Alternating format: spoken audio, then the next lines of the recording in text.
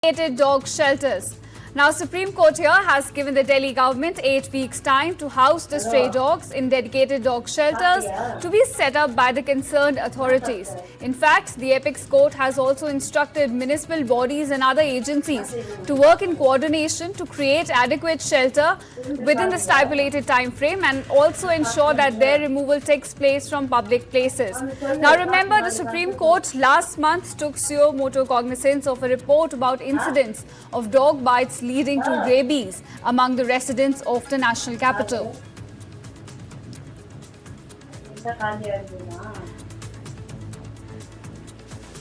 This is the top story we're focusing at this point.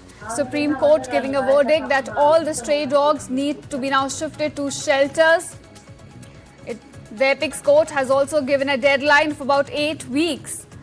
See viewers, there is a rise in cases of dog bites and deaths due to which rabies across the country has been spreading, and one cannot deny that fact. And now this verdict coming in the light of the recent incidents we've seen. In fact, at News 9 we have been reporting those instances as well.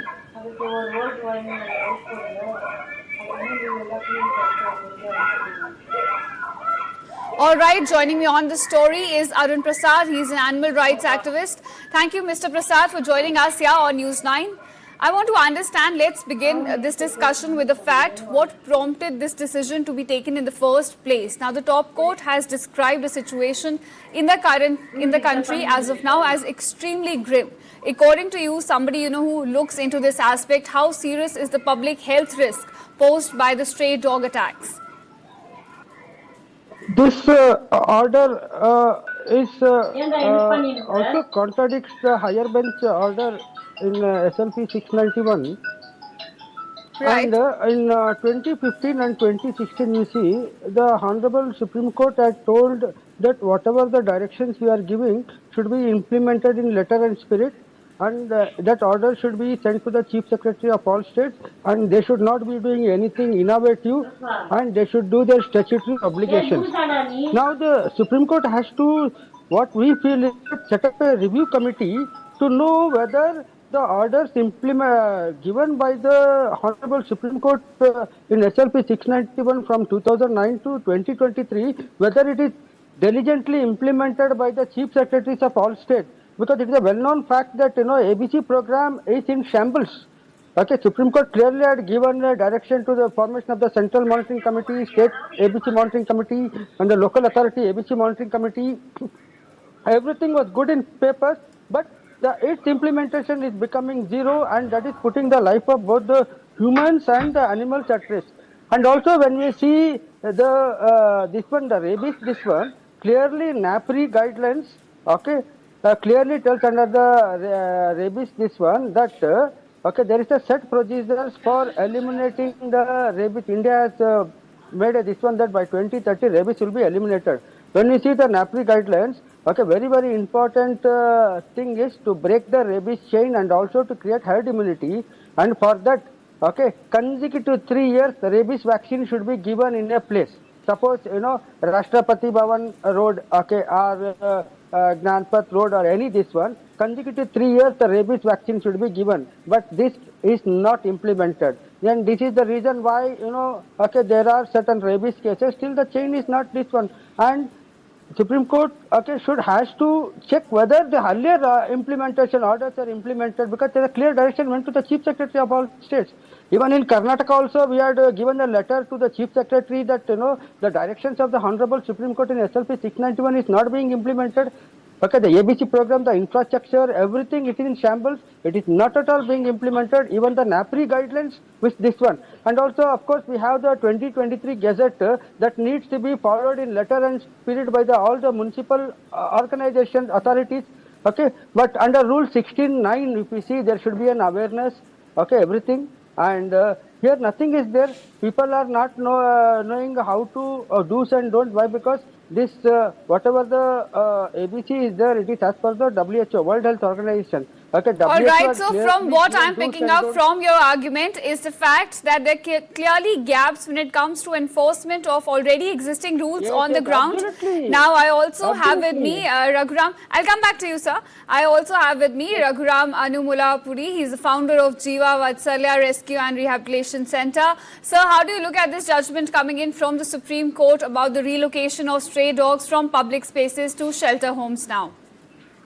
Hi, good afternoon, everyone. Relocating street dogs from communities, it's quite a difficult thing. Okay, see, end of the day, we need to learn how to be compassionate. Okay, see, dogs to be considered as compassionate animals and most human friendly as well. So we consider them having a pet at home and etc. Okay, and moreover, shelter is for injured animals. It's basically for the injured animals. If a healthy dogs or a healthy animals be at any animal shelter, it's going to be fatal for them. Okay, it's not like we'll just get them and drop them at particular shelters. No, it doesn't work at all.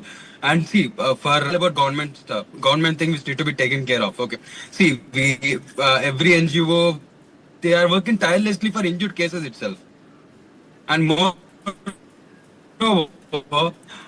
ABCs and every 6 months to ensure this kind of activities. And obviously, see, street dogs are not that wildlife animals. They are domestic animals, and moreover, the I mean, like rabies cases and human and animal conflicts were rising just because of negligence of how we are treating our co-living beings.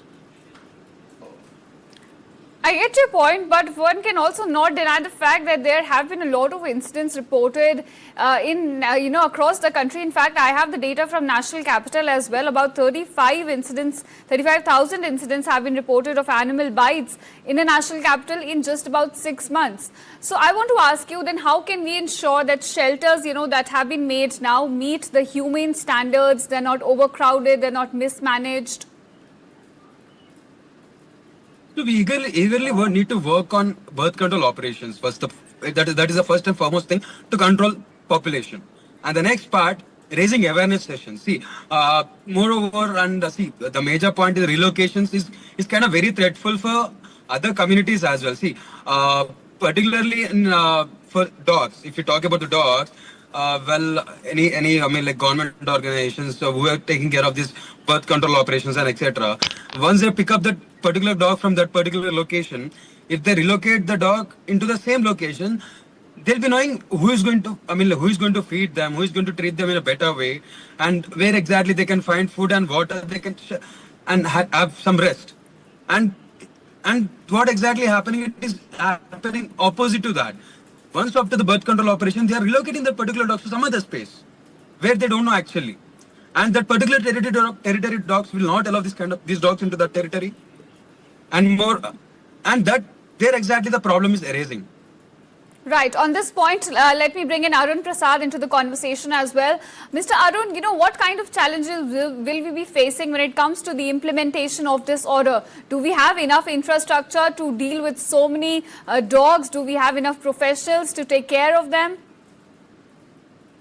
See here, the Honorable Supreme Court, when it in the 2015 when it told about the infrastructure, that is not a bigger infrastructure for ABC. That is a 1:6.5 as per the AWBI revised model in 2016.